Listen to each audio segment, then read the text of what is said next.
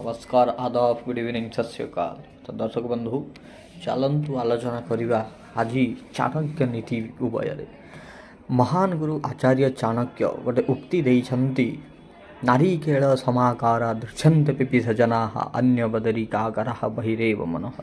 अर्थात नारीकेळ अर्थात देखंतु माने नड़िया आउ बरकोली को आचार्य चाणक्य कौन करछन्ति ना पार्थक्य दर्शाई ये जो उक्ति जमीती गोटे नड़िया भितर कोमल थाए कि बाहर शक्त यह साधु मानक रिप्रेजेंट करे माने भितर से अंतरात्मा भारी कोमल थाए किंतु गोटे दुर्दांत व्यक्ति गोटे माने कौन खल प्रकृतिर लोक मान स्वभाव कौन थाए बाहर चिकण चाकण भितर बहुत कठिन थाए। तो बरकोली बाहर देखा सफ्ट किंतु भितर तार मंजी कठोर। तो सब बेले साधु हाँपाई ट्राए करेंगे। धन्यवाद।